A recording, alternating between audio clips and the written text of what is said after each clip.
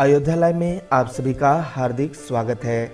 आज की इस वीडियो में हम बात करेंगे सकट चौथ व्रत के बारे में। इस दिन व्रत रखने का सही नियम क्या है, इस दिन कौन कौन सी गलती भूल कर भी नहीं करनी चाहिए, सकट चौथ का व्रत कब रखा जाता है, इस व्रत में कौन सी कथा सुननी चाहिए, इस व्रत को किस लिए रखा जाता है, इस व्रत में कौन से भगवान की पूजा की जाती है, इस दिन चंद्र दर्शन का सही समय क्या होगा।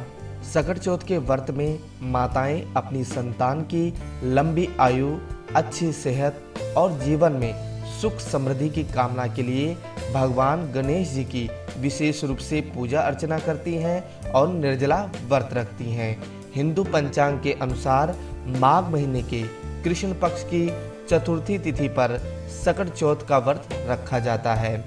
इस व्रत को कई नामों से जाना जाता है। माघी सकट चौथ व्रत, इसे तिलकुटा चौथ, संकटा चौथ भी कहा जाता है। माघी सकट चौथ व्रत महिलाएं अपनी संतान की सलामती और लंबी उम्र के लिए रखती हैं।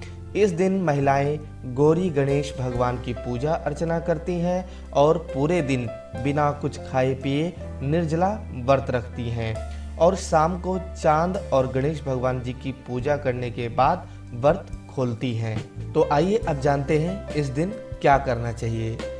सकट चौथ के दिन सुबह जल्दी उठकर नहा धोकर साफ कपड़े पहनने चाहिए। इसके बाद एक आसन पर बैठकर भगवान गणेश जी की पूजा करनी चाहिए।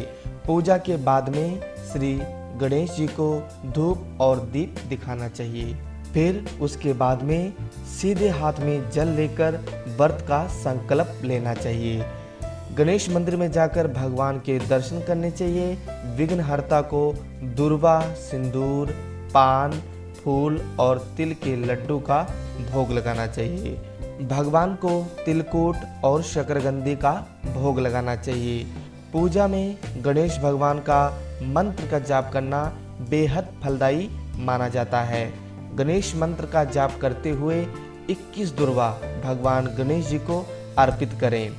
शाम को पूजा करने के बाद चंद्रमा को अर्घ दें और घर परिवार की शुभ शांति के लिए प्रार्थना करें। इस दिन दिन भर अन्न नहीं खाना चाहिए। इस दिन दान देना शुभ माना जाता है। रात में चांद को अर्घ दें, भगवान गणेश जी की कथा पढ़ें, आरती करें। पूजन में हुई किसी भी प्रकार की गलती के लिए भगवान गणेश जी से क्षमा प्रार्थना करें। भगवान को भोग लगाएं, फिर प्रसाद लेकर फलाहार करते हुए व्रत का पारण करें। तो आइए अब जानते हैं इस दिन कौन कौन से कार्य नहीं करने चाहिए। इस दिन सूर्य उदय के बाद तक सोना नहीं चाहिए। इस दिन झूठ बिल्कुल भी नहीं बोलना चाहिए। सकट चौथ व्रत में भूल कर भी भगवान गणेश जी को तुलसी का भोग ना लगाएं। सकट चौथ व्रत तब ही पूरा होता है जब चंद्रमा को अर्घ देते हैं। अंततः बिना चंद्रमा को अर्घ दिए व्रत ना तोड़ें। भगवान गणेश जी की पूजा के दौरान जब आप अर्घ दे रहे हों, इस बात का खास ध्यान रखें कि अर्घ देते समय जल का छींटा आपके पैर अथवा शरीर पर बिल्कुल भी ना पड़े। किसी भी पूजा में काले रंग का वस्त्र पहनना अशुभ माना जाता है। ऐसे में आज के दिन आप काले रंग का वस्त्र बिल्कुल भी धारण ना करें। इस दौरान आप पीले या सफ़ेद रंग का वस्त्र धारण कर सकते हैं। दिन में सोना नहीं चाहिए, ब्रह्मचर्य का पालन करना चाहिए, लड़ाई झगड़ा करने से बचना चाहिए। इस व्रत को लेकर कई कहानियाँ प्रचलित हैं। व्रत में भगवान शंकर और गणेश जी की कथा को सुना जाता है। इसके अलावा कुम्हार की कहानी भी सुनी जाती है। कहीं कहीं पर गणेश जी और बुढ़िया माई की कहानी भी सुनी जाती है। यहाँ हम आपके लिए तीनों कहानियाँ सुनाएंगे, आप इसे ध्यान से सुनें। आइए व्रत की पावन कथा श्रवण करते हैं। पौराणिक कथा के अनुसार एक बार माँ पार्वती स्नान करने के लिए गई।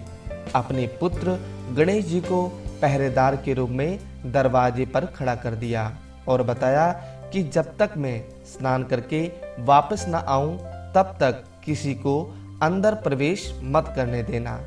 उसी समय शिव जी पार्वती से मिलने के लिए आते हैं। गणेश जी उन्हें दरवाजे के भीतर न जाने के लिए कहते हैं। गणेश जी के द्वारा बार बार शिव जी को मना करने पर भी शिव जी नहीं मानते और शिव जी को क्रोध आ जाता है और अपना त्रिशूल गणेश जी के सिर पर चला देते हैं, जिससे गणेश जी की गर्दन कटकर दूर जा गिरती है। तेज आवाज सुनकर माता पार्वती बाहर आकर देखती हैं तो अपने पुत्र की गर्दन कटी देखकर विलाप करने लगती हैं और शिव जी से गणेश को पुनर्जीवित करने का आग्रह करती हैं। शिव जी गणेश भगवान के सिर की जगह हाथी के बच्चे का सिर लगाकर जीवित कर देते हैं। माँ पार्वती जी के जीवन में पुनः खुशियाँ आ जाती हैं। तभी से महिलाएं अपने बच्चों के कल्याण के लिए सकट का व्रत रखती हैं। इस दिन से भगवान गणपति की प्रथम पूज्य के रूप में आराधना की जाने लगी। तभी से यह तिथि गणपति पूजन की तिथि बन गई। इस दिन भगवान गणेश जी की पूजा करने से सबकी मनोकामना पूर्ण होती है। अब जानते हैं सकट चौथ के दूसरी कथा के बारे में। किसी नगर में एक कुम्हार रहता था। एक बार जब उसने बर्तन बनाकर आंवा लगाया तो आंवा नहीं पका। परेशान होकर वह राजा के पास गया और बोला कि हे महाराज, न जाने क्या कारण है कि आंवा पक ही नहीं रहा है। राजा ने राज्य पंडितों को बुलाकर कारण पूछा तो राज पंडितों ने कहा, हर बार आंवा लगाते समय एक बच्चे की बलि देने से आंवा पक जाएगा। राजा का आदेश हो गया। बलि आरंभ हुई। जिस परिवार की बारी होती है वह अपने बच्चों में से एक बच्चा बलि के लिए भेज देता। इस तरह कुछ दिनों के बाद एक बुढ़िया के लड़के की बारी आई। बुढ़िया के एक ही लड़का था तथा उसके जीवन का सहारा था, पर राजा की आज्ञा कुछ भी नहीं देखती।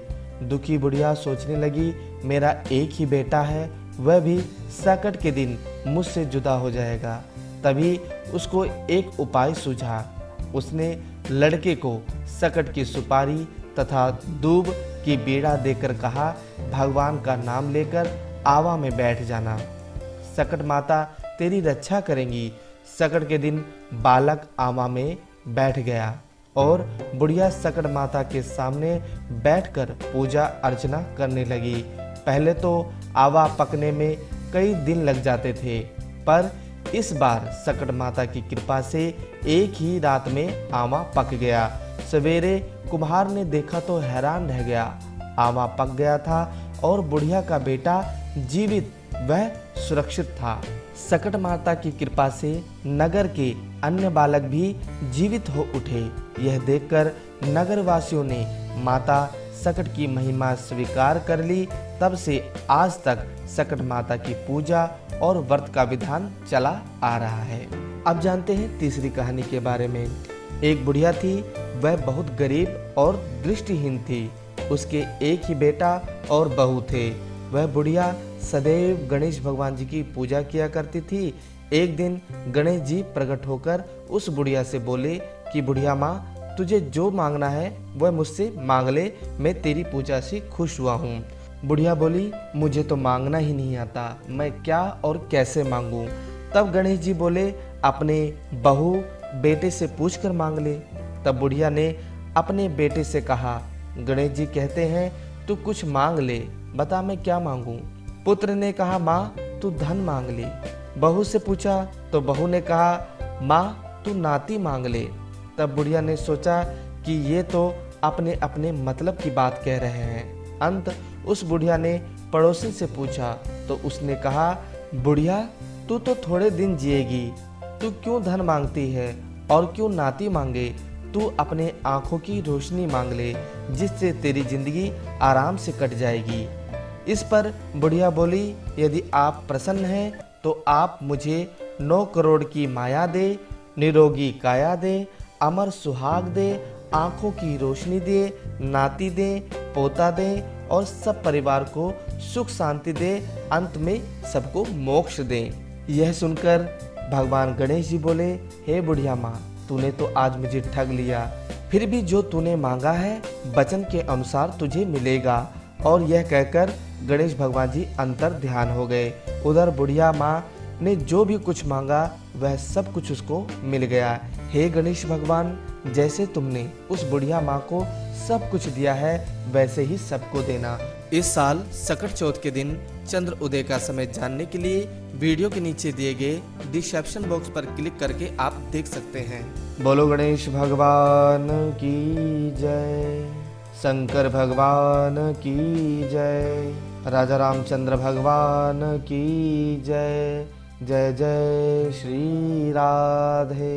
तो आज के लिए बस इतना ही। जल्द ही मिलते हैं एक नई वीडियो के साथ। तब तक आप खुश रहें, आनंद में रहें, भगवान का भजन करते रहें। जो ये वीडियो आपको अच्छी लगे तो इसे लाइक जरूर करें, आगे से आगे शेयर करें। आपका कोई भी सुझाव हो तो हमें नीचे कमेंट बॉक्स में कमेंट करना बिल्कुल भी ना भूलें।